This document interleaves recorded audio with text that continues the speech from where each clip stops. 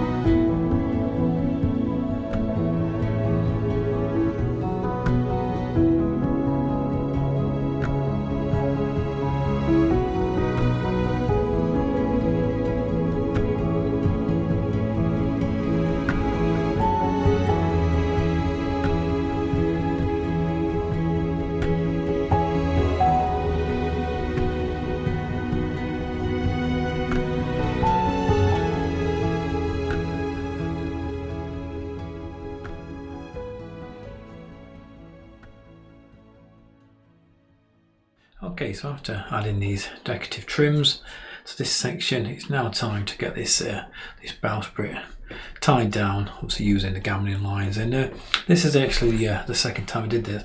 When I did it the first time round, obviously as I was tying off the Gammoning lines, I actually realised it was actually pulling the bowsprit down and down and down and closer towards obviously the tip of the bow. So obviously, which is too low. So I had to kind of cut all these ropes back off. And what I've done this time, I just set myself up a little spacer. All I've done is just clamped it to the bow, and that's keeping this in the correct position. So obviously, as I'm tying these Gammoning lines, it won't pull the bowsprit down. And the correct position for me is obviously I've got these marine walk supports, and they go in front of that last timber head we fitted, ready for the marine support. And obviously, when that goes in position, we want it sort of this kind of half circle. Just kind of going, just kind of like touching near enough this corner of the fish on the bow, and that's the correct position for me. Like I say, when it had pulled it down before, it pulled it down really low, which is completely out of where I need it to be. Yeah, so the correct position for me will end up looking just like that. I know it's difficult to see with my hand in the way. Okay, so I'm getting this. This is 0.5 black rope, and I've cut it for about 1 metre. So what I'm going to do first is I've actually just put one of these little needle threaders on. So I'm going to put it to this side, get it to where we're going to go, find the end after 1 metre, and then just push it through this needle threader.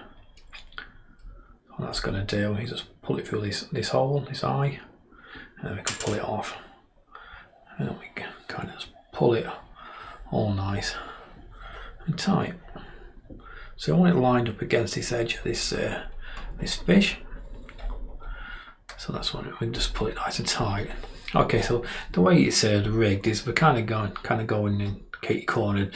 So if we want to be in this angle to start with, then we want to go into the far end of these plates. So because I was using black cotton, obviously on a black painted bow, I can find it quite difficult to see. So I'm just using one of these larger needle threaders, just pushing it through. All I'm going to do now is I can just push through the hole, and it's just a lot easier.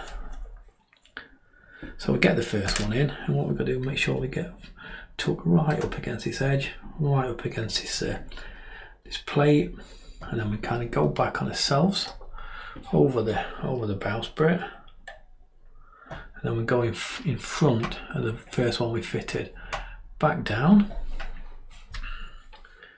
It's still in the needle threader, so we push it through.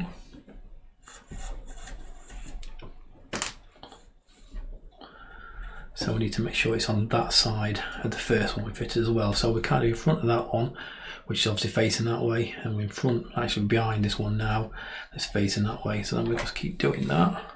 Take it over, pull it tight, just thread it through again. Like I say, is it pulling about tight, making sure it's facing that way, nice and tight. Back up, around, obviously making sure that we kind of get going between these two timber heads. Push it through again, just making sure that we kind of stay in line, and we're always kind of are to the line that we put before. So that's 4 we've fitted, so I'll just do one more.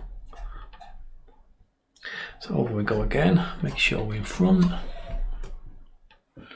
making sure we're behind that one. Like I say, it's taking up the tension as we're pulling it tight, making sure that we're lined up. Pull it tight, and then we'll just keep repeating that. Obviously on Victory's bowsprit, I think it was rigged with 9 these gammoning lines. Obviously I think this cord's a little bit small for this section that we get with this kit, so I think I used 11 on this first section, so I'll probably have to bind it 11 times. Okay, so I'll just finish these 11 off, and then we'll come back. Okay, so after you've kind of lashed it 11 times, well, like I say, it's 9, but I lashed it 11 just to kind of fill up these spaces. So now it's kind of time to bind these 2 ropes together, these 2 gammoning lines together. So kind of what we're going to do, we've gone behind this rope in the front, we've gone behind it, and we're going to come in front and then through. Well, it's probably very difficult for you to see, but yeah, what we've done is just gone behind, around and through, and that's kind of just going to pinch it. And what it's done is pull these 2 ropes nice and tight. And like I say, if we didn't have this spacer on, this is when it's really start to pull this bowsprit down. So let's pull it nice and tight, and what we're going to do is just secure it with a little dot of super glue. And all we're going to do now is just keep lashing this round until we kind of run out of rope. I could probably do a little bit more, probably another 100mm on this section. But I can always, like I say, I can always add a bit more if I want. And then just one more. Now you probably can't see much of my hands. And then just feed that one like we did in the first one. And just keep pulling that nice and tight. And then just secure it. So dot super glue. Okay, so when it's nice and dry, just trim off that little end of rope.